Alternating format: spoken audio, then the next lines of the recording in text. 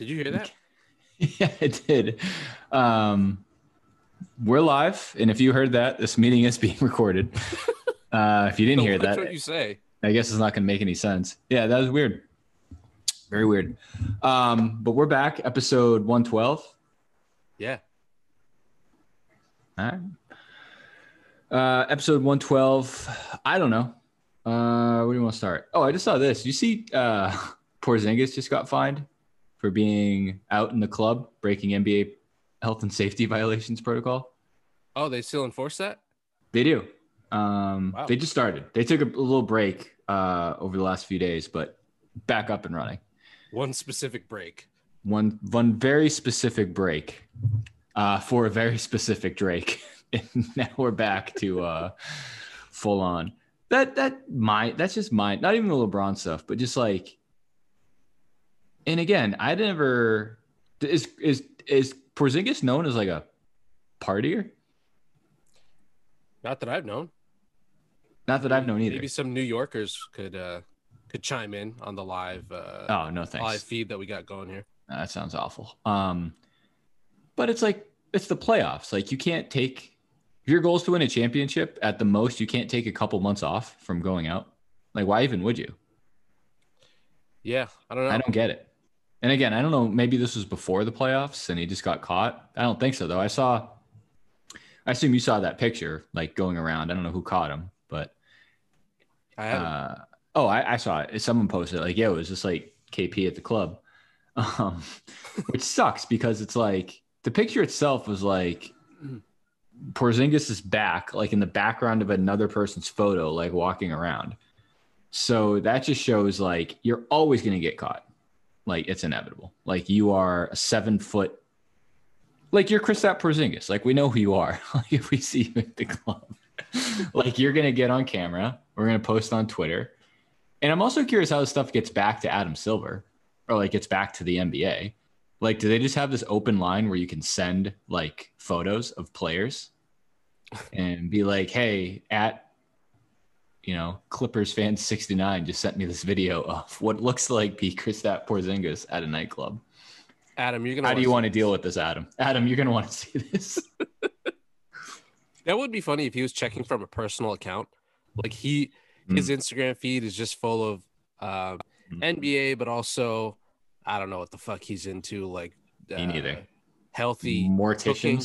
Yeah, funeral homes. Yeah, to see if there's any good deals going on. Yeah, I don't know. That'd be a tough look if you posted it yourself and just saw like Adam Silver viewed your story. Probably expecting an email or a phone call in the near future. I don't think he's going to miss a game. But different strokes for different folks, I guess you could say. Little light in the pocket, that's it. Yeah. And I know I said this in our group chat. And I still haven't seen an actual reason why LeBron didn't face a penalty. I think I saw something like there was a worded thing like, the other thing I saw was it kind of outed LeBron as being vaccinated. I saw someone post that today. Like based on this quote, it sounds like he's vaccinated. But if you read the one for Porzingis, it's like, where did I see this? It says something like our protocols are enforced regardless of vaccination or not. So it's like, okay, who are they enforced for? Like the only like the actual I don't know how to spell this fucking guy's name. Kristaps Porzingis. Yeah. The only actual reasoning I saw was because it's LeBron James. But that's not like the rule, but like that's not an actual reason why nothing happened. I really don't know. So here's the tweet from Shams. Dallas Mavericks Kristaps Porzingis has been fined $50,000 for violating the rule prohibiting players from going into bar, club, lounge, or similar establishment, regardless of vaccination status. Sources tell The Athletic and Stadium. Porzingis attended a club on Sunday. What's the difference? Was LeBron staying outside? He was with Drake. Kristaps wasn't with Drake. As far as we thank know. you. That's all I'm asking. Like for a reasonable explanation as to why there wasn't any punishment put down. But anyway, I don't want to get too much into that stuff. What do we got? You did see what they were celebrating too, right? Something about tequila. Yeah. LeBron tried his first tequila shot and threw a party. Yeah. What was it really? An album Intoxicated release? King. Boy. Yeah, it was just like the release party, I guess. Of whose tequila brand? LeBron's. Oh, good grief. So that's another thing. Kristaps wasn't out there like trying to make money or promote. That's true. It's a business trip. Yeah. I really don't know. I've seen a couple different reasons. No one said anything. Like in that explanation, like Shams just tweeted, makes it even worse. Because now you lose the vaccine. If they came out and said, hey, like if our players show us proof of vaccination, then fine. That's clearly not the rule. I might be able to find something that I think was pretty clearly like okay. Well, you mentioned when you got your shot, you were in a pretty long line. Did you see LeBron in line with you? He's hard to miss. I looked up and down. Okay. Left and right? Down. Left and right. Yep. Okay. Yep. Left again? Mm-hmm. One more time? Okay. Sorry. Stopped, looked, and listened.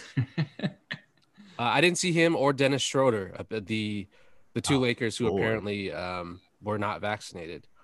Yeah. I didn't know that either. Yeah, let me read this from Chris B. Haynes, who is a pretty big like. Oh, that's who I saw it from. Go ahead. Yeah. Let me see here. So this is the statement that he tweeted from the NBA.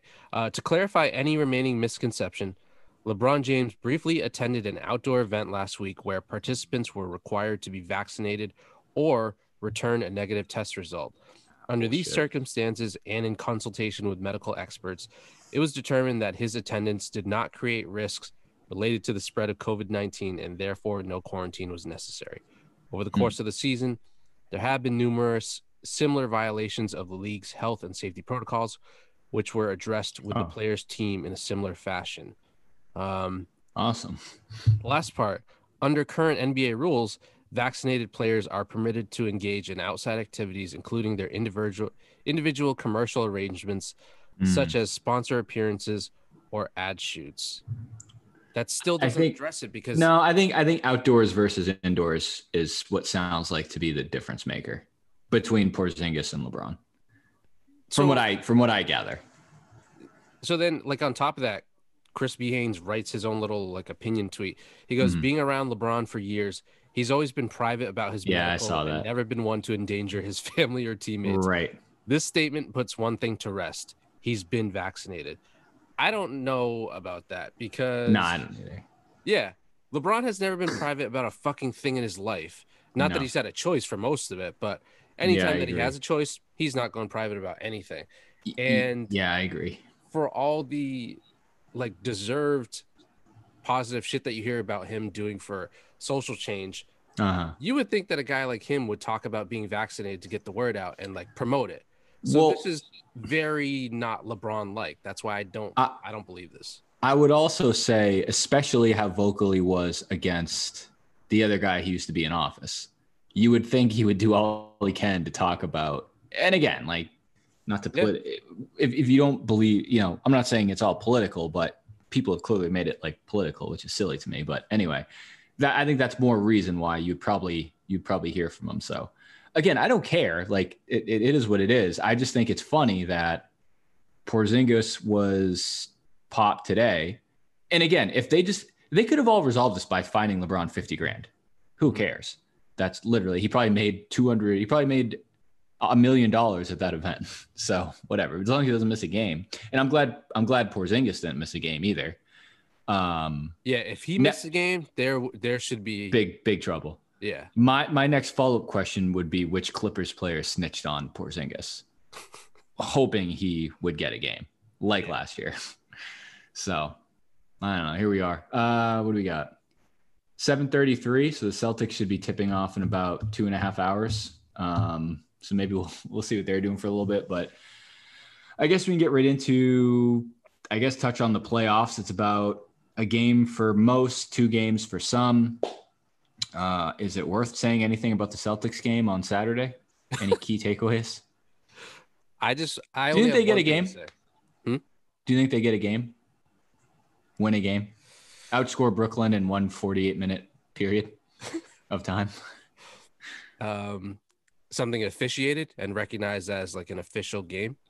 A game, a basketball game. Okay. Under those parameters, no. I don't think really? so. I don't either. I don't think they even want to. I can't I think believe they're going to be one of those teams. Two. Nah, if they're down 3-0, it's like the Sixers series last year. Like when the Sixers down 3-0, understandably they packed their bags the night before and just kind of went through the motions in game 4. The worst would be, do you remember? Also I saw today was the anniversary of that comeback against the Nets, which is great. Do you remember? I think it was a year or two later, similar against the Nets, a similar series where they were due to get swept. Remember, I think they went down 3-0 and then won game 4 in like overtime or double overtime. Do you remember that? That sounds about right. I think it was the year they played the Spurs. It was, I think, the Nets' second title run, finals run. And I'm just like, wow, that was a lot of energy to lose in 5, but whatever. That's like really not what I'm like too concerned with. They might get one at home. I don't know. It is what it is. Because if you watch game 1, if they were to win a game, they probably would have been game 1. Mm-hmm. You know, the Nets shooting 0 for whatever from 3, Celtics having a lead, playing somewhat decent, and then they still lose by double digits. So yeah, I don't see that happening. But you had a point on the series. Only one thing, which is I was gone for most of the day. Good enough. Which was when I got back and I turned the TV on. It was sometime in the second half, and I was following the text chain with you and Leahy for the most part. Yeah. By the way, somehow the game has tipped, which is bizarre. Oh shit! Let's go. It's a 1-point game, so it is a barn burner so far. Time to hit my live bets. Yeah. I turned the TV on. Celtics were probably down, I don't know, 6-8, nothing crazy. But I see James Harden go into like the machine gun dribble against who the fuck knows who it was. Defended very well, and he just like dotted Kemba's eye with a 3, switched it. That's the thing about him, Kyrie, and Durant is even when you don't get embarrassed on the play, like you could still contest a shot, but they make these shots that are so difficult that it's still like a highlight. Like, yeah, you got embarrassed. Yeah, they don't need to like put you on your ass. But that happened, and then the very next possession, the Celtics got the ball. Kemba caught the ball at like the 3-point line and then threw it 10 rows over the Celtics bench. Yeah, I saw that. That was an interesting strategy. I don't know. Usually you don't see that until game 3, or when you switch home courts. Yeah, I was just reacting to that latest play. It was a Blake Griffin on Evan Fournier matchup in the post, which resulted in a Blake Griffin dunk. So, nonetheless, here we are. I just saw it. Do you think Kyrie is the worst player out of their big 3? Oh man. The reason I ask is like, well, I guess I'll put it this way. Okay, me too. I guess. Do you think Kyrie Irving is better than Jason Tatum?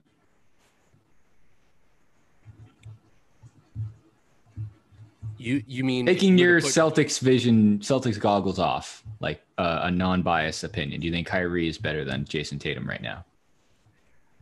I guess not to make this difficult, but like you mean if they switch spots, if you put Tatum into the Nets big 3 and took Kyrie out? Basically, I was trying to get at, I think they're similar, but I think you can make an argument, especially this year. Kyrie had a great year.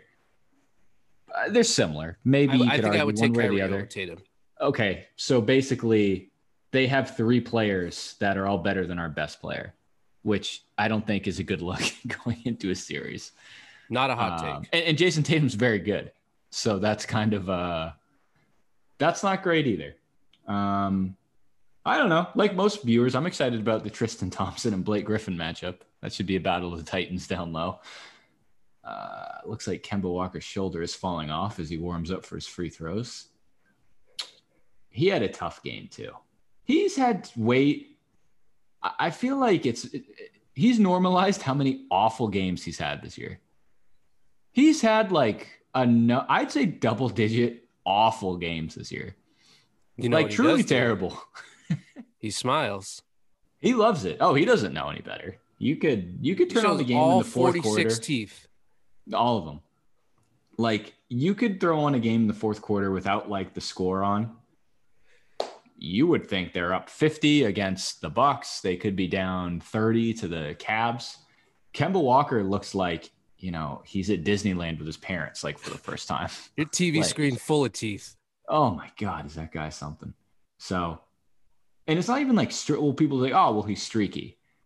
Yeah, I guess. But like his, I'm trying to think, like his bad games are literally like 1 for 11 from 3, like 9 points. And his other end of those spectrum games are like 32 points. So I don't, it's streaky, but I think there's one end of that streak that stinks a little worse than the other end of that streak. To put it bluntly. I think it sucks because like, this isn't just us shitting on him. If he's not scoring well, he really can't affect the game that much otherwise. Oh, afraid not. No. Obviously on the defensive end, I want to say that he leads the league in charges or he's up there, which, okay, that's cool. But like taking charges? Mm-hmm. Drawing offensive fouls. I don't win championships. Yeah. That's cool. He's good at falling. So awesome. Otherwise, he's going to get like that's the mismatch that the other team would hunt. He's lucky. Oh, he's hunted. Like they eye him like from 3/4 court. Well, he's lucky in this series that it's Kyrie. That's his matchup. Otherwise, like usually he's outmatched by 4 or 5 inches. Story of your life. Sorry. Yeah. Again, sorry. I know this is a private medical show. It's a HIPAA violation, but it's okay. Do you think Joe Harris is the 4th best player in the series? Come on, No, it's Blake. I don't know. No, Blake. Man, I think I saw like Joe Harris though. Me too, bro. I think I saw Griff or someone tweeting about this. Like, this team is crazy in the sense that you could double team. Well, no, never mind. You can't double team all 3 of them. Double team 2 of them. I don't know who the best defender on the Celtics is right now. I guess Marcus Smart. Put him on someone. And then Joe Harris could just shoot wide open threes for 4 games. And honestly, might not be the worst strategy like Brad Stevens could come up with. There's only so much you can do. There's just so many options. I think both sides would somehow be happy with that situation. The Nets would be like, okay, he's a very good shooter. And the Celtics would be like, okay, he's the 4th best player on their team. It's like in football when all right, like we're gonna take, I don't know, Tyreek Hill and someone else out of the game. We're gonna make them beat us like in the air. It's like, okay, we're gonna make them have to force Joe Harris to shoot literally wide open 3-pointers all game. Hey, if they beat us like that, hats off, handshake to you. But that's our strategy going into this game. That was like cliche with the Patriots. Like, all right, whenever we played like a shitty quarterback, they would literally just triple team all their receivers and just make their shitty quarterback try and hit everyone else. And it typically worked. But I don't think you can do that in basketball as effectively. Stephon Gilmore just like sitting on the shoulders of the other team's best receiver. They're down 6. This game's fucking over.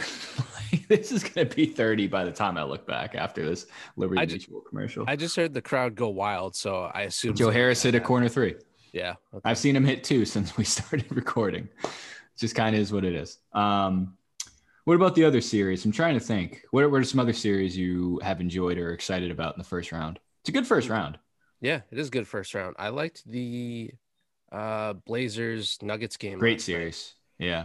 I can't watch a minute of it because they tip off at like 11. But yeah, good series. I still think Portland can win that series. I like Dame Lillard. I think Damian Lillard is the best player in the series.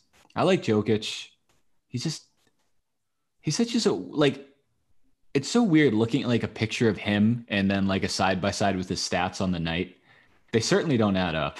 They just don't make any sense, especially since he's lost some weight. Remember when he really lost weight going into the bubble last year? I think we talked about that. That was so strange. He physically had misplaced his weight. I don't think he knew I'm at a loss here. Yeah, I'm looking up. I don't know what he put up last night. He had a good game. I think he had like 35 and I don't know, 10 assists or something. Sucks that they're without Jamal Murray. Huh. Sucks, no pun intended. Yeah. Let's see. Do you ever confuse Jamal Murray for Jamal Mashburn when watching NBA games? I do not. Yeah, me neither. They did not even come close to crossing each other's paths. Just figured I'd ask. I saw this come across my timeline recently, and then we'll get back to the NBA. Would you prefer like a really good grilled cheese sandwich or a really good peanut butter and jelly sandwich if one of the two is being served to you? You didn't have to make it. Mm-hmm. This is tough because, and I didn't tell you this, but I don't. Oh boy, I don't eat either one of those things. But if I had to, well, no, if you don't eat them, you don't really have a. No, if I had to, I think I would go grilled cheese because I know that it gets paired with tomato soup a lot. Oh, I don't like tomato soup. Do you like tomato soup? I don't, but. Okay. All right, understood. I think I go grilled cheese. I go with like salty and succulent over peanut butter and jelly. And nutty. Yeah. You? That's not what I thought you were gonna say. Yeah. So you don't eat them as in like you don't like them, or you just don't eat them very often? Like, would you ever choose to eat one? If I did, I think I would choose peanut butter and jelly. So never mind. That's my answer. Sorry. All right. Final answer, Regis. Lock it in. I don't know. I just saw it. I think. Where do you go? Oh, I think it's a really good question because I haven't had a good grilled cheese in a while. But I think a good grilled cheese is really good. Like they are, like a nice toasty grilled cheese is terrific. I still think though, if it's different between if it's being served to me or if I have to make it. I think the convenience factor of a PB&J might give it some superiority just because it's so easy. A couple slices of bread, a knife, a couple quick smears, and you're good. Grilled cheese, you got to turn on the stove. Did you say spray a couple some cooking spray? Spears? Smears. Oh. Smear campaigns. Yeah. Grilled cheese, you got to turn on the oven or the stovetop, cooking spray, butter, flip it. It's a whole afternoon if you want to do it the right way. Yeah, so. You can definitely like fuck it up. Big time. Big time. My life. I don't know. Anyway. All right. 9-point game. This will be 20 points by the end of the first. Dude, I just hear the crowd going nuts. Joe Harris, third three I've seen him take. Literally couldn't hit anything less than the rim. Yeah, Joe Harris is going for 30 tonight. Joe Harris has 14 points. Stole the ball, breakaway, layup. 4 for 4 from 3. Oh, I didn't see that yet. I think I might be delayed. Let me see if I can. Oh, there he is. No way. He makes the layup. On Kemba. Oh, my God, bro. Get Kemba off the court. He can't be on the court in a playoff series. Joe Harris is going to go for 40, maybe 40. It's actually a tied game now. I can't be that delayed. Oh, my God, bro. How do you feel about this court, by the way? This specific, the Boston Yacht, whatever court. Oh, I didn't notice that difference. Better than the Trudeau. I really don't like the Nets aesthetics at all. I think we talked about that. I don't either. Lame. I feel like they made it worse by going to gray in the paint instead of like when they first came into the league, it was just black. This is a normal court, yeah. Yeah, just keep it black with like the normal parquet brown panels or whatever around that. Then they just turn it gray. I mean, what are we doing? Biggie, like crown. Yeah. What's happening when we're like Joe Harris is the biggest problem right now? I'd give Durant the half off. If Joe Harris, so let's see, he has 14 points. That 16. means we've limited the other players to only 13. That's pretty good. That's true. That goes back to my strategy. We'll let Joe Harris beat us, but Joe Harris is beating you. So If if you do the math, if you take out Joe Harris's 14 points, yeah, we would only be down 3 points. that's not bad. So you take out and Jeff Green, of course, he's going to cook us for like 28, a cool 28. Yeah, I don't really. I'm gonna turn this off for a hot second. Yeah, I don't know. Know what I really hate? I don't know if you noticed this in game. You said you did watch some of game one, like in the second half. Second half. Did you notice? I don't know if they've been doing this all year, but I think it stinks. Like if they hit a 3 or do something cool, they have like that subway graphic on like the panels. You like that? Dan means Subway, the train station, not the restaurant. Yeah, of course. It's whatever. It's like a 3 for like, I guess, like the number 3 third on the stop subway. on the subway. Yeah, I guess. Boys, they've really gone into like the subway theme. Like subway. I think if I was from Brooklyn, I would buy into that. But since I'm not, I think it looks corny. Are people from Brooklyn like proud of subways? Subways stink. Hey, aren't they like just gonna shit on entire capita, public transportation? Per capita, like one of the grossest places you could possibly spend time in, like a New York City subway.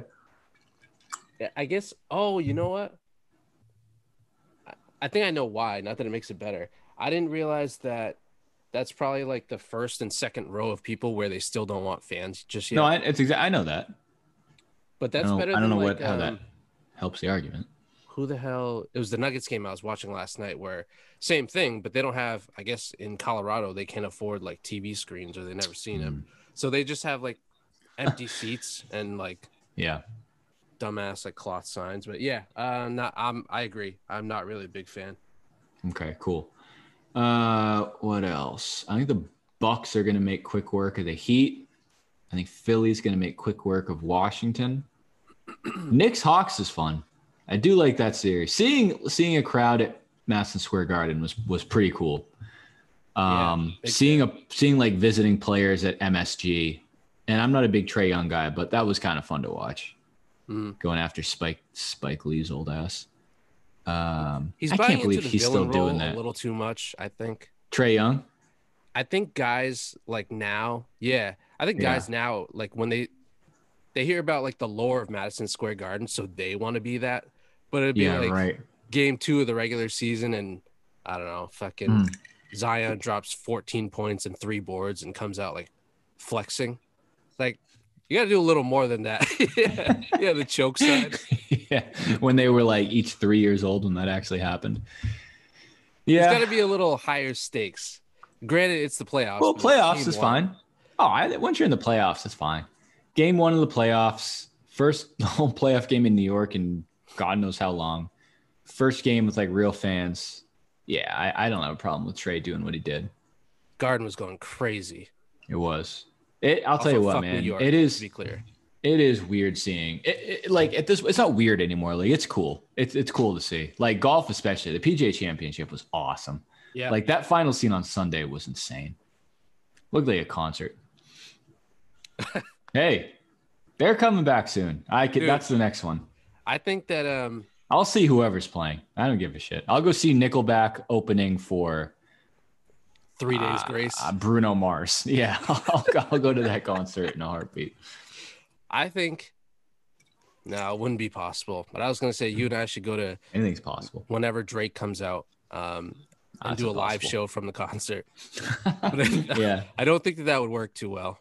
Between songs, just get some takes in. Yeah, that'd be kind of cool.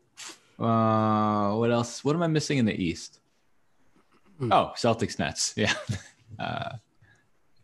You know my thoughts on Celtics Nets. I'll say this real quick. I was listening to you listened to Felger and Maz yesterday, the first show after the Celtics game. I did not get a chance, and I really wanted to. So it was mostly Bruins, but they did touch on the Celtics game. And my only kind of thing is, I will say one of the silver linings in this series, well, I guess it's only been one game, but is definitely Robert Williams. Rob Williams is fun to watch. And Felger was giving Celtics fans a hard time about getting excited about Rob Williams because he's like, well, like your guy had a couple of blocks. Like, oh, now he's Hakeem Olajuwon or Bill Russell. I think Rob Williams had 9 blocks in that game. That's a lot of blocks. That's worth mentioning. That's worth getting excited about. Considering the opponent and the situation being in the playoffs, and that stat, I'm sure you saw Celtics Twitter like really love throwing this out there. Whatever it was like the opponent's offense when Robert Williams was either on the floor or defending. I think it was him defending. It was impressive. I'm not saying that with any sarcasm. Also, we've seen enough of Robert Williams where it's legitimate for us to be excited about his defense. So I don't know what the fuck Felger's talking about. Yeah, but I think there's a difference between a couple of blocks in a 9-block game and like a handful of like aggressive, fun blocks. Yeah, that's something I feel like that doesn't happen anymore. I don't see it. Like those blocks where you just swat it like into the second row or like aggressively swat it straight down. I'm trying like I remember like Dwight would do that here and there. I'm trying to think. Like I don't even know who in the last 20 years you can put in that category. Ben Wallace. I'm trying to think of. Yeah, Ben Wallace. But even then, that's on the outskirts of 20 years or pretty close. Yeah. Jermaine O'Neal, a little. KG. KG is the one. I was gonna say LeBron. LeBron's had some fun, unfortunately. Coolest shot blocker of all time, I think, is LeBron. Because no one does the chase serious? down. Yeah. Oh, best chase down blocker of all time, without a shadow of a doubt. He's very good. I find those more entertaining than a center's blocks out of bounds, I think. I think so too. I like the ones that really like the Iguodala block's a good example. Like just slapped off the back of the rim. Yeah, like those are cool. But there is something to the disrespect of getting your shot just like blocked into the crowd, like causing a timeout, causing an inbounds pass. There's something to that too. You know who actually has some good ones of those, but then also plenty of Shackton plays is JaVale. JaVale, yeah, definitely. I also miss the days of you remember like when KG was on the Celtics, any of like those after whistle shots, he would just jump up and grab out of thin air. Mm-hmm. That's so low-key disrespectful because no one's going to say anything to him. I don't think I ever saw a player once like react to it. No. But you got to feel like a bitch like when that happens to you. Jumps up, two hands it, palms it, and then just shoots it back to the ref. Imagine like JJ Barea, right? The timeout whistle gets blown. He puts up a shot because he hadn't been playing well. KG catches it, and I assume Barea just goes back to the bench like, why did I even try? I'm such a loser. I should have known that was coming. Why do I even try? Did you have any thoughts on the Brooks Koepka and Bryson DeChambeau interaction that was going around today? No, that was good stuff. I thought it was hilarious. You don't like DeChambeau, right? I can't stand him, and it was even before he got like huge, like bulk wise. Yeah. Do you like Brooks Koepka, or have any thoughts on him? I'm leaning towards liking him, but the more that he pisses off or gets annoyed by DeChambeau, the more I like Koepka. Mm-hmm. The only reason I had to not like Koepka was because, like 2018 and 19, he was usually the one that was in contention at majors, and when Tiger was in contention, Koepka was usually the one winning them. That's a good point. I think that's a really good point. I think now I think you can probably argue there's a clear cutoff between Tiger contending for golf tournaments. So I agree. That's how I would gauge my fandom of other golfers too. Okay, if this guy's a real threat for Tiger, it's like rooting for your home team. Obviously, it's like I like Kobe Bryant, but I absolutely despised him in the finals. Same with LeBron and stuff like that. So now that Tiger equation's kind of out of it, that's why I thought this weekend with Phil was awesome. And even if Tiger was still in it, if Phil was going for the major, it'd be noteworthy, and I'd like to see it. Oh yeah. But now more than ever, it's such an open field, and even the other guys, you don't hear about Rory anymore. Jordan Spieth fell off a cliff years ago. If the next generation is, Dustin Johnson, Koepka, DeChambeau, and I know Rory and Spieth and Phil, those guys are still there. That's a good core group of relatively cool golfers. Like Brooks, like that thing that happened today was funny. That was a cool interaction. I can't picture that happening with like, I don't know, like Jim Furyk and VJ Singh or something like that. Yeah. So it is cool to have guys who openly like fuck this guy. Like I'm not about this. And I'll say this, like I was probably a little indifferent on Brooks Koepka, slightly leaning towards I liked him, and today's thing just kind of pushed me a little more in that direction. Both those guys are enormous for golfers. Yeah. Like they look like outside linebackers. It's really weird too, because DeChambeau came by and kind of stole the mantle of like bulked up like that. Oh yeah. Throne from Koepka. From Koepka, who had it for a very short period of time too. Yeah. You know, and then like over one summer, DeChambeau came back and was just huge and is now by far like the longest driver on the tour. Koepka still hits it a mile, but yeah, he's like the longest hitter on tour, and he has it's just the same length clubs. He looks stupid. That pisses me off. The putter looks the worst when he's putting. He's a little chatty, isn't he? Has like a little Chad to him. Okay. Yeah. Like he doesn't wear like the normal hat. He wears the Kangol type like thing. The Kang. Oh God, what a fucking loser. Yep. Yeah. They call him the mad scientist because he used to like calculate everything before every shot. So every time, like there was no sweeter revenge than when he would calculate for like 5 minutes and then just hit it into the water. Shank it. Yeah. Very, very rewarding.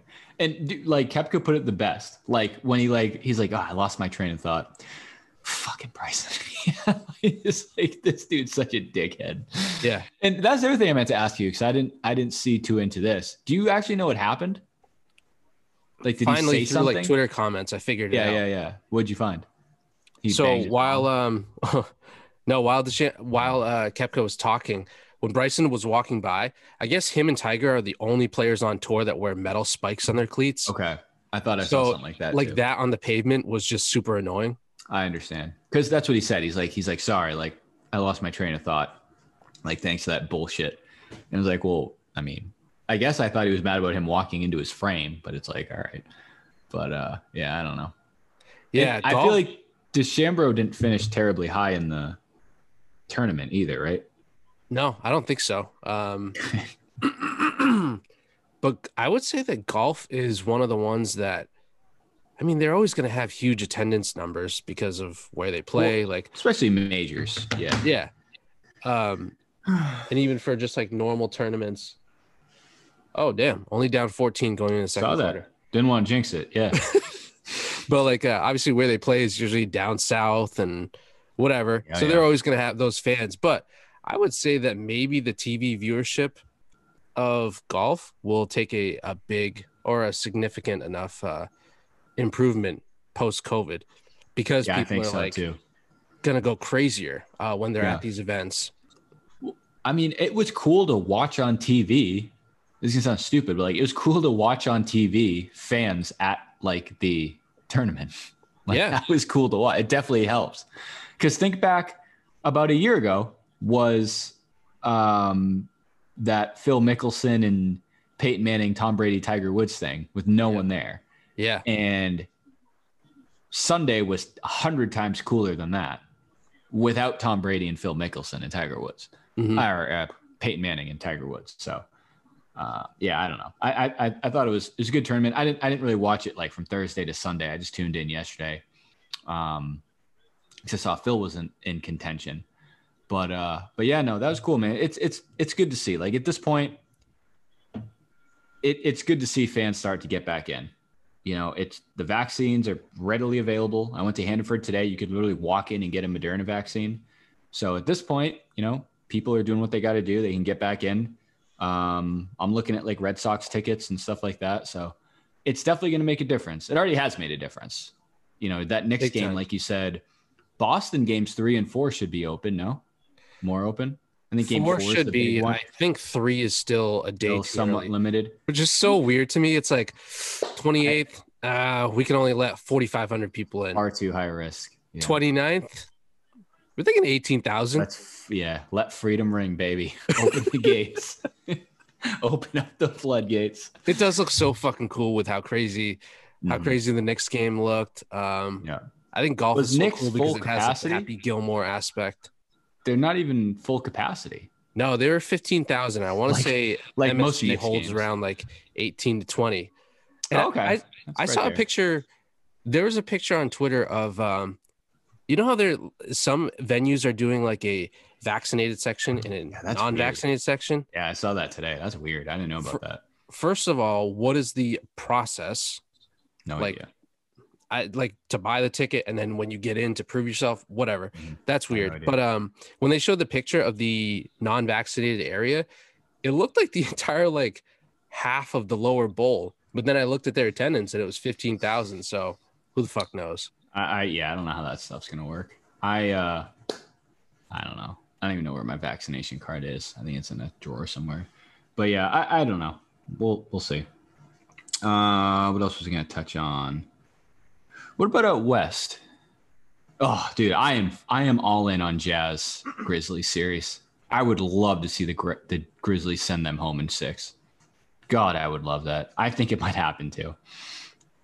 I know certain friends of the program are not going to want to hear this, but I think Donovan Mitchell and Rudy Gobert and the Jazz stink and are frauds. And I really hope the Jazz win. John Morant's fun to watch. Yeah. I've changed my mind on I wanted the Warriors to get in, and maybe I still think that would be a fun series. I think the Jazz are a better team than the Warriors. I mean, the Grizzlies. Yeah. I mean, obviously they beat them, but still, that Grizzlies team is pretty fun. Like, Jaw's fun to watch. I agree. I've also changed my mind, and I want to make that clear to our producer that we are not just stuck in our ways, that we are open-minded. And our producer, he could cut our lines. He could cut our mics at any time. He doesn't. Not that he's shown up for work in over a year, but yeah, that could be a series. He must be conflicted now that I think about it. Very conflicted. Because he's that very hasn't come up in the chat that I don't know. I don't think he's a Jazz. I know he's a Grizzlies fan. I know he's not a Jazz fan, but he's pro Donovan Mitchell. Well, he's pro Donovan Mitchell over Jason Tatum. Just crazy. And he's, I guess, pro Rudy Gobert. Pro Rudy Gobert deep metrics. Is he? I really don't know. Yeah, he sends us I don't know. Usually when I wake up in the morning and check Instagram, I have a weird graphic of like a Rudy Gobert advanced defensive stat waiting for me to look at. A terrible way to start your day. Yeah, no kidding, bro. Can't even get my morning cup of coffee in before I have to see that dog shit. But yeah, I don't know. I'm sorry. I don't get the Donovan Mitchell over Jason Tatum argument. I don't think that's a wide belief, is it? Cannot be. I don't think anyone's ever like put those two together in an argument. First of all, well, I understand they're the same draft class, no? Or was he Jalen? He was Jalen Brown's draft class. He's a year older, right? Mitchell? No. I always Mitchell and Tatum are the same. So I'm fine with that comparison. I think anytime you're in the same draft class, it's a fair comparison. Yeah. I just think comparatively, Jason Tatum is far better. Yeah, I would 100% agree that that's the perception across the league. Jason Tatum is considered a budding superstar, whether that's wrong or not. Pretty good. Yeah. A guy who can get you 40 on any given night is pretty good. But I bet there's a stat out there showing that Donovan Mitchell has a better true shooting percentage from the left corner arc with 3 minutes or left in the fourth quarter. Yeah, on Tuesdays with numbers don't lie. His left shoelace untied. So yeah, I'm a big fan of. I honestly, and this has changed over the last couple of years. I just root for Twitter storylines. Like when the Jazz lose first round, that's going to be a great day on Twitter. I can't wait for it. I hope they lose the day they present Rudy Gobert with his deploy. That would just make it so much better. Oh, I'd love to see it. Yeah, absolutely, I hope love it. Valanciunas just like dunks him through the rim 12 times. That'd be cool. I just think the last year in the bubble, and that was a great series. The Nuggets Jazz series last year. I just remember the camera going from like Nuggets players celebrating to Donovan Mitchell just laid on the floor like this. And it's like, all right, bro. Like, yes, I get it. You had a great series. The ending to that game was so good. I don't remember it. It was game 7, right? Yeah. That was the series where him and Murray were going back and forth, like literally 40 and 50 point games, right? Yeah. Fuck, that was insane. That was great. Yeah, But the ending to the like, game was one of the few where you don't get a timeout, so the defense doesn't get to set. There's no uh-oh. whistles, so there's. Well, they have the best defensive player in the league. They should be able to adjust. You said "uh-oh," so I looked at my TV. I One turned. second. I don't want to see it. I'll let you find out on your own. Yeah, you're gonna get a good head start on your laundry again tonight. Like, if someone sent me a text saying, "Hey, I have a live video of your parents getting into a car accident. You want to watch?" I'm probably not going to turn it on. I'll just read the box score in the morning. Yeah, I'll look at the war tomorrow morning. It's a commercial, so that can't be good. I assume Brad just called the timeout to stop a run. Far too late. I don't know if there was a run, but the Celtics are definitely down 20. Might as well be fucking 100. I want to make it 100% clear to people who listen to us that we are still fans. We're just big realistic. Fans. Die hard. And at this point, like, all you can do realistic, is they're down 20. What do you want me to say? Yeah. All you can do is laugh at it at this point. They should be down 20. They are. I think the Brooklyn Nets are arguably 20 points better than the Celtics at any given time. So at all times. Well, I'm not a mathematician, but ESPN has the win percentage for Brooklyn at 95.1. Until that number hits 100, it's a game.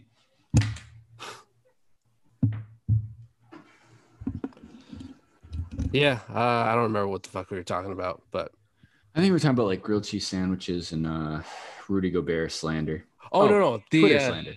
Yeah, the game 7 of the Nuggets Jazz. Oh yeah. I want to say that it was like a jumper or a layup one way to take the lead, then it got tied, and then take the lead again, and then basically there was like a final like a breakaway to end the game, which you almost never see. Right. That's more of a college thing. Yeah. And yeah, that obviously the Jazz missed whatever. I want to say that they passed up a good shot and took a worse one. And yeah, that's what ended up with Donovan on the ground. Yeah, good point. Jamal Murray being out this postseason, that does stink. He was so fun last year. And that was the other cool thing about the bubble last year. Like, there were like random overtime, like buzzer beater games at like 2:30 on a Wednesday. During the week, because there was no time zone, like whatever restrictions. So you could watch the Lakers at like 2:00 on a Tuesday. Also, isn't it fucking crazy? Doesn't it feel like we were just in the playoffs? Yeah, it does. It's weird, man. Seriously. This has been definitely the weirdest like NBA season ever. Like, I don't remember anything from this season. It's just been such a weird year. Everyone got hurt. I felt like the Celtics played every night and lost most nights. And now even the playoffs seem weird, to your point, because it's like there's no consistency with like the crowds, which I think is, at least the bubble was fair. It was the same environment for every game. So say Atlanta was and I'm sure they're not, but say Atlanta was like very conservative with their letting their crowds back in.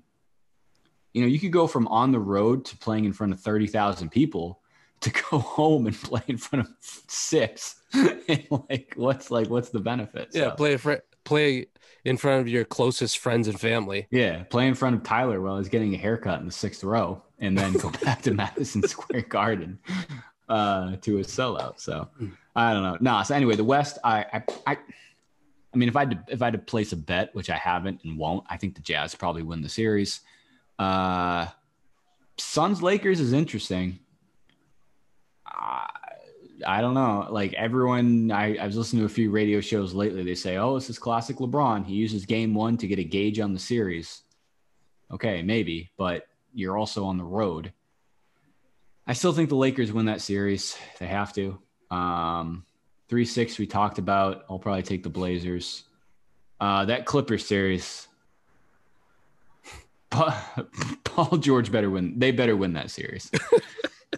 Oh, buddy, if they lose in 6, I don't know what's going to happen. For all I know, Kawhi might retire. Yeah, Kawhi's a free agent at the end of the season. Oh, he's out. On the other hand, he didn't be out fast enough. Paul George, I'm pretty sure signed an extension like last year. I think their contracts are off by a year or two. Not that contracts mean anything in the NBA, but yeah, they cannot. I don't think they will. I don't know. Do you think they win that series? Losing game 1 at home is tough. Yeah. Man. Against a team I think who looked clearly better than you. And I think they have the best player on the court. I think Luka's the best player on the court. Mavericks are so confident they're sending their centers out to celebrate LA clubs. Yeah. You don't give a fuck. I don't know. I think the most Clippers, maybe the best part of that weekend was that photo from Kawhi's dunk of who was it? Kawhi, Paul George, and Marcus Morris, like just bullying. Who was it who had dunked on? Some nobody, right?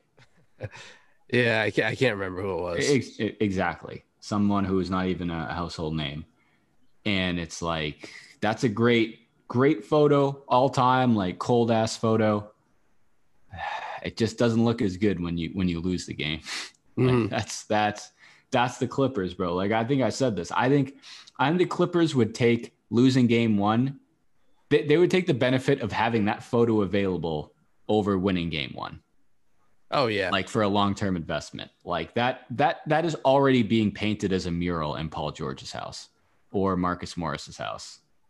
Kawhi Leonard, I just imagine, has like transparent glass walls and ceilings in his house, or it's just like painted all black so he doesn't have to interact with any sort of reflection whatsoever.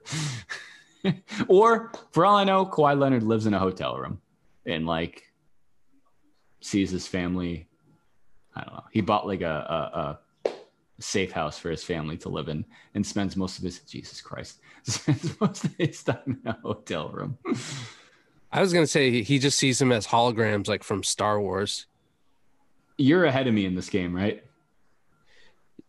Yeah. I did just see Peyton Pritchard fucking Peyton Manning it into the third row over Tristan Thompson's head on a fast break. I love this team. Where does this team compare for you for all-time Celtics teams? Like, say the last, 20 years. Like, funniest to watch? I don't even know. Like, are they towards the bottom? Which is crazy to say for a team this talented. I don't mean from a talent. I just mean, I have no hopes for this team whatsoever this year, obviously. Like, I expect them to rightfully get swept. Mm-hmm. The only thing I had going for me going to this playoff series, they made the Eastern Conference Finals, 3 out of the last 4? The only time they didn't make it was when Kyrie was healthy, and they lost to Milwaukee, right? Yeah. 2 years ago. Okay. That was how can I word this? Like the 3 years they made it to the Eastern Conference Finals, I didn't see that happening at all. The 1 year I thought they had a chance was the year they lost to Milwaukee in the second round. Mm-hmm. So again, this team very well can make it to the Eastern Conference Finals this year, for all I know. Like, I think people forget it wasn't that long ago that Terry Rozier led the Celtics to a Game 7 in the Eastern Conference Finals against LeBron. And I think that team would take the Celtics in 3. This current Celtics team in 3. Oh, yeah.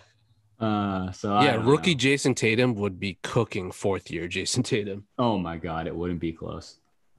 Marcus Smart from that year. Oh, my God. And we wouldn't have Kemba on the floor. Terry Rozier would average 40 a night if that was the matchup. I would like to see that Marcus Smart on Marcus Smart matchup. But at least Romeo Langford's on the court right now in a playoff game, so that's cool. I just have no idea what this team can do this offseason. I don't think they can do anything really.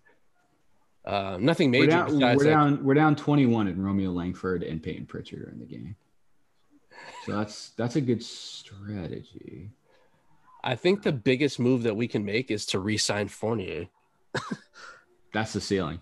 Celtics ceiling this offseason is to sign Evan Fournier. The only other thing they could do is find a way to get off of Kemba, which I think they'll try, but they will not. That's got to be the worst contract in basketball right now, right? Yeah, it was either that or coming into this year. Brad Stevens.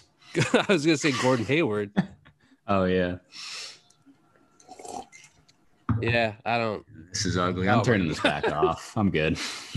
It's currently 58 to 32. Yeah, I saw the very same. By the time you hear this, this might be fun to listen back on, and I hope they come back and win. That'll make this even more enjoyable to listen to. But I don't know. Any big takeaways from the West? Any series you're interested in? Any bold predictions? You think the Lakers win? Yeah, I think the Lakers win. Okay.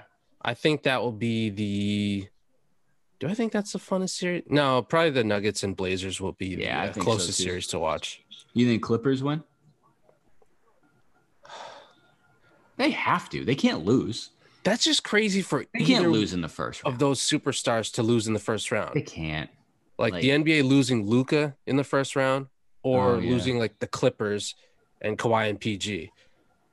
Yeah, I agree. I think I said this earlier. Like, it's crazy the difference between the top 3 seeds between each conference, right? Like in the East, it's so heavy. Philly, Brooklyn, and Milwaukee. Yep. Out West, I think everyone's rooting against 1, 2, and 3. Definitely 2 and 3. Oh, yeah. Definitely 2, I guess. I don't know. But I think most people are. I wouldn't be surprised if 1, 2, and 3 all lose in the first round. In the West, definitely 1, 2, and 3 is Utah, Phoenix, and Denver. Okay, so that would mean Lakers, Portland, and Memphis win. Memphis, I don't know, but like Lakers.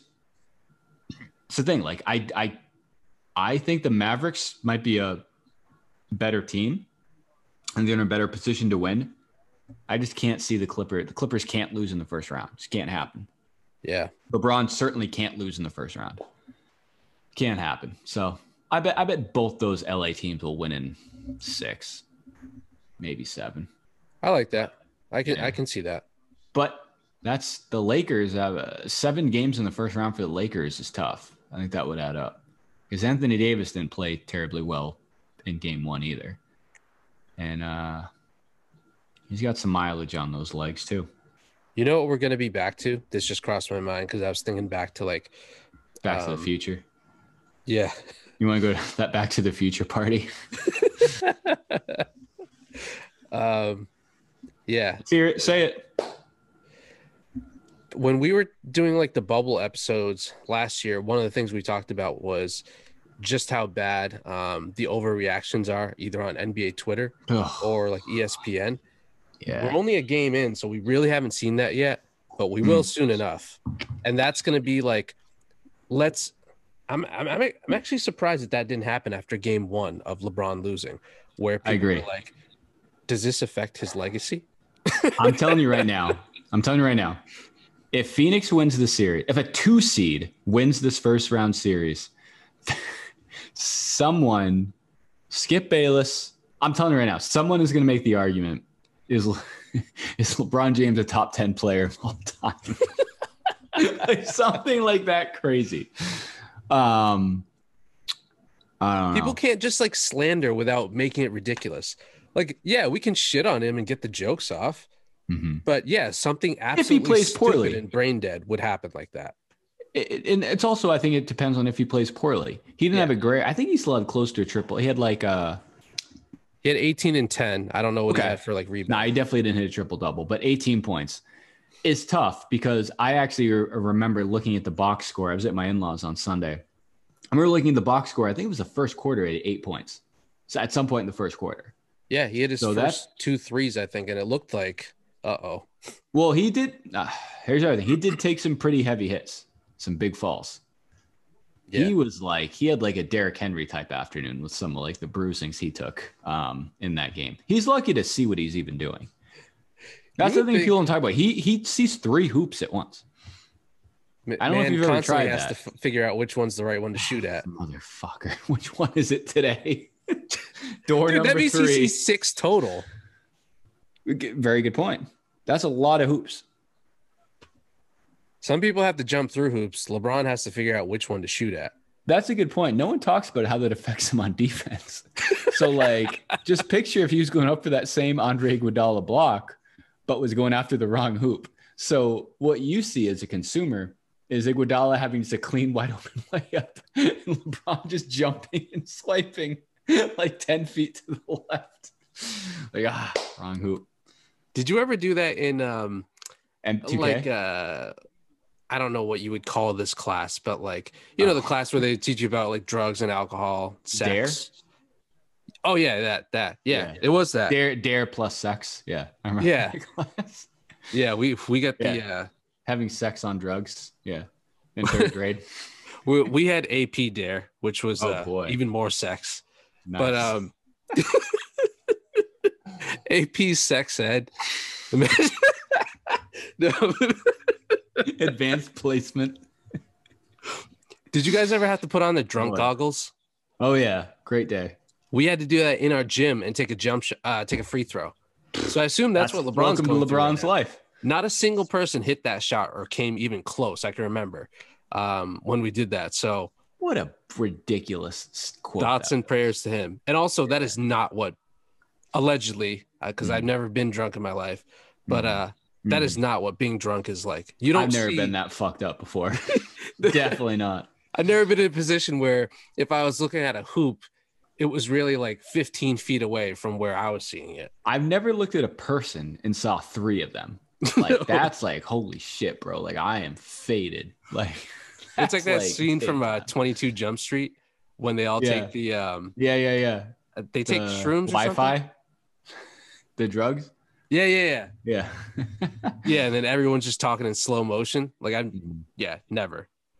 But thoughts and prayers for LeBron's optometrist too. He's working overtime this playoff series. He's earning his salary with this. They might have to implant a third eye in like his forehead, and then the Illuminati rumors are going to start. And it's just all downhill from there. We talked about this on a previous episode, but that Charles Barkley and Shaq clip of Blake Griffin being afraid of Chris Paul storming the locker room as a visitor. Yes, I remember. LeBron almost had to call the cops on Chris Paul himself. So it's a tough scene. You can't go out there as a 6'9", 270-pound man and just expect that you're going to be safe when you're playing against guys who are 6'1" and 195. Triple vision. I saw a great status from a friend of mine, Mike. He goes, well, great season. Jordan? No. Great season. I predicted the Nets in 5. Didn't think it'd be 5 quarters. But anyway, here we are. Boy, is that a tough look. Yeah. Any thoughts? What's the last thing I want to touch on real quick? The Julio Jones and Shannon Sharpe interaction was interesting. That was a good little Twitter thing.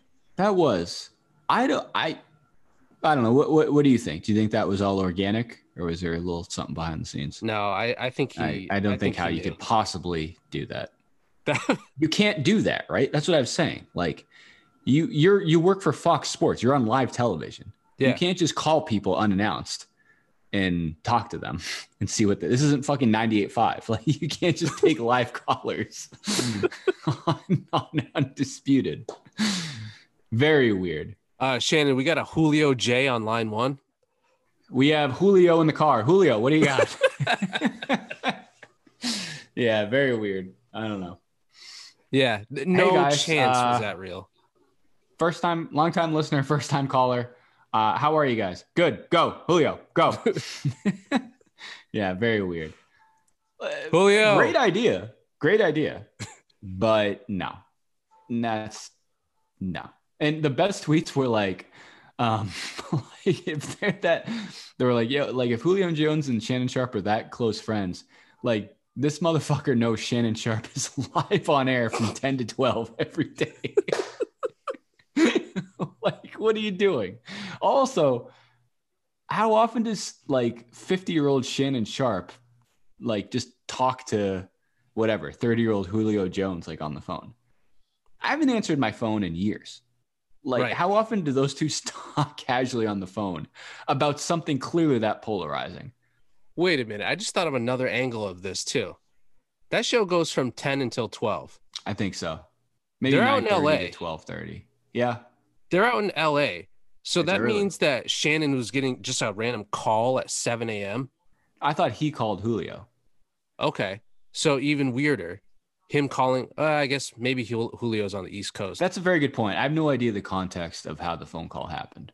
So that might be worth looking into. It'd definitely be weird if Julio called him, because I can't speak for anyone else, but back when I used to work in an office, I often didn't just like, I don't know, hold up business to take a personal call and then like take it, let alone being on national television, let alone talking about something like that. Terrible look for the Falcons. I know Arthur Blank catches a lot of strays on this show, but that's not a great look. Boy, oh boy. I'm out of there. What do you even do? Yeah, like Julio, we should address the elephant in the room. I caught Undisputed today. Couldn't help but notice there was a caller Julio in the car who sounded a lot like you. Mm-hmm. I'm just They put your picture on the screen when he was talking too. Are you not happy here? Like, are you thinking about leaving? I don't know. Do you think he's going to the Pats? There was a tweet that came out a couple hours ago. I think it's happening. Yeah. I think it's as good as done. N'Keal Harry in a second. A second N'Keal Harry and a second round pick for Julio Jones. I thought you were about to list off the resulting like wide receiver core, and you were still listing N'Keal Harry first. No. If they trade for Julio Jones and N'Keal Harry is not part of the transaction, he doesn't have a spot on this team. Like he doesn't have a spot on the offense. Julio Jones, Aguilar, Myers, that kid from Houston, Damiere Byrd, 4. Damiere Byrd is 5. Running backs. He's not tight ends. He's not seeing the field. I'm not complaining, but he's not seeing the field. Put him on special teams. Don't tread on my rights, Gunnar Olszewski. Not to be confused, but don't tread on my rights, Kemba Walker. What a weird picture. That's what I don't get about. We can touch on that real quick, but it goes back to the Kristaps Porzingis thing. Like, just don't go out. You know you're going to get someone's going to photograph you. You're 7'3" in Los Angeles. You're clearly Kristaps Porzingis. Mm-hmm. But I don't know. Did you have a point on Kemba? Number one, is it possible that he doesn't know what that means? I don't know. I know someone you could talk to on the opposing team with the same argument about a similar wardrobe malfunction. Which one do you think's more believable?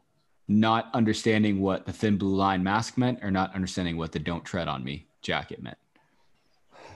Not just saying this as a homer. Don't tread on me is I was going to say the opposite. To not really. Okay. For this reason, I had no idea what thin blue line was until all this stuff came out. I've never seen that before in my life. Have you? Before like George Floyd and the protests? And when was this? This was obviously after George Floyd, right? Yeah. When he wore that mask. Okay. And not for nothing, I guess I could say the same thing about "don't tread on me." I've just grown up my entire childhood in my life seeing big trucks with that snake on it. I was like, oh, that's kind of cool. I don't know what the fuck it means. So I've never seen that until the last year or so. Right. Which is probably a good thing. Yeah, you weren't missing much. I'll say this. I don't forget the James Harden comparison. Let's just focus on Kemba. I guess I agree with you. I definitely don't think he was wearing it as I don't think Kemba was wearing it to make like a two-way statement. No. I think, not for nothing. It's kind of a fire logo. That's why I think he wore it. Yeah, okay. I honestly don't think he knew. I'll give him that. I certainly hope it wasn't some sort of like connotation like, hey, I'm coming out shooting tonight. Because boy, did he not. Nobody tread on those rights that evening. My question is, what's more believable? Never mind. I just answered this as I'm asking it. But okay. What would be more believable, him not knowing that, or the Celtics social media person who then fucking like tweeted that, deleted it, right? Tweeted and then since deleted, tweeted something like, it was something like can't wait or getting ready for the game or something like that. But it was worded in such a way that like made that picture look even worse. Yeah, I don't remember the original tweet. It was sent out by the Celtics Twitter account. Yeah, because they were just. That's the other thing I was curious. Like, did the players have a say in this? No. because all they're doing is just entering the building and like no shit. That picture. Celtics do that all the time. I mean, all the teams do that. Yeah, all the teams, especially in the Instagram age where they just show like what the players are wearing. Yeah, that's a good point. I'm wondering where that transition was from, because I think the guy everyone associates with the dress code is Allen Iverson, right? Yeah, I think he was like the one they went to and said, "Hey, you can't wear," at the time, I don't know, baggy clothes, headbands, and like throwback football jerseys, Dipset t-shirts. Yeah, fucking stupid. Now it's like, is what AI and like that generation of players doing, was it worse than what's happening now? Because now everything's a fucking political statement. Even if they don't like you said, I genuinely don't think Kemba was making a political statement. Yeah, but that kid, that intern with a camera, was like, "Yo, this is gonna bang" on Twitter, and it did. No pun intended. Yeah, but then he had to take it down. Like, it's just crazy to me. That intern for the Boston Celtics couldn't have been a worse billion-dollar corporation. Yeah, if it was, it would have made even just as much sense with the Utah Jazz in terms of like this city's racial context. Oh, it would have made perfect sense with the Utah. Oh, that would have made my weekend. Rudy Gobert comes up and oh god, give me Rudy Gobert wearing a "Don't Tread on My Fucking Gun Rights" jacket walking into the arena. Yeah, and I'm ready to buy Ja Morant's house in support of that. I'm ready to pay for Grayson Allen kids' college tuition in that case. I need him to. I would love that. I need one of those guys to go 3 for their next 100. That way they can just buy into the 3% joke. Oh, that is Donovan Mitchell written all over it. Oh yeah. I need a cool 3 for 10 from. That's still a decent night. I need a cool. Yeah. I need. It's got to be 3 for 100. Yeah. 3 for 100. Okay, I'll take it. Know who is?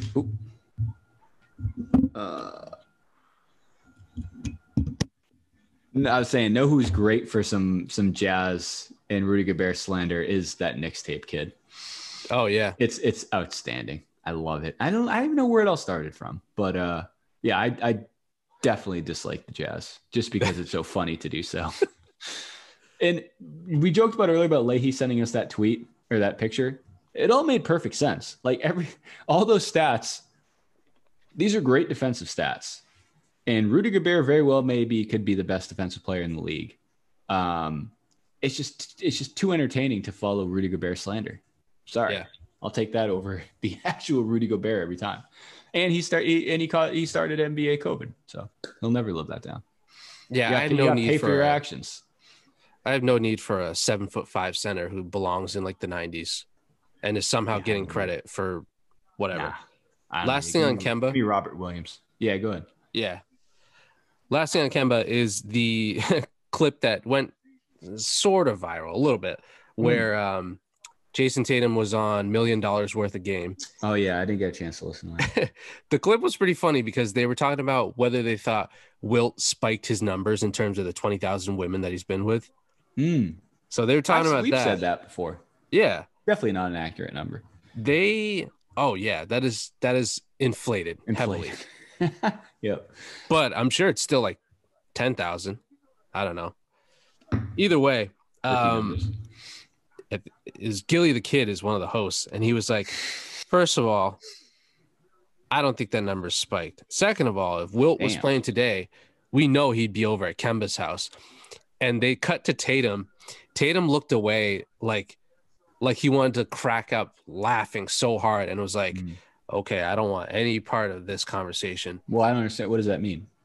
Meaning, I guess Kemba just like is really, really out there in terms of having girls over and being with. Is he not like married? Girls. No, he's definitely not married. I've never heard of him having a girlriend. So maybe I think it's just funny if smiling all the time. He just got his rocks off at like halftime. Yeah. So that's just hilarious. I'd never considered that with Kemba, but him just being like king of the hose. You would never think that with Kemba, like the smiling, never arguing. I think he's won the sportsmanship of the year. Not that any of those things are related, but you just think he's kind of those a quiet, aren't real nerd or whatever. Won the Sports Illustrated for Kids Athlete of the Year in 2013. Yeah. Maybe that's why he came to Boston or wanted to come to Boston. He wanted to try a different portion of the country. Yeah, maybe. I do want to confirm. So Gilly the Kid, the host of that show, is one and the same. Gilly the Kid, like the rapper. He used to be on like Lil Wayne mixtapes. You would really. Weird. So, boys, when you get a chance, yeah, I've watched some of them. It's really funny because half the time he'll just like he shits on his co-host who I don't know what his background is, but he does it in a way where he's just like making up stupid rap names or bars or whatever and rhyming it. But yeah, anyways, that's a pretty funny clip. Yeah, I'll put that in the show notes as well as okay, cool. What was the other? Gilly the Kid. I remember Gilly the Kid.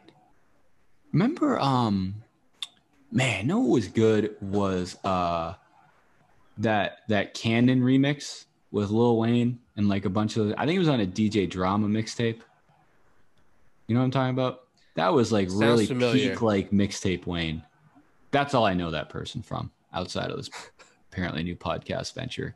But yeah, we can wrap up. Did you have the last thought? I didn't mean to cut you off. Let me just take one final peek. At the score? No thanks. It's at least a 25-point deficit, I'm pretty sure. Sounds about right. Handshake emoji. Oh, just real quick. Darren Rovell. Oh, boy. We see what you're doing. Apparently, we are the Did you look at the score? It's around 25, isn't it?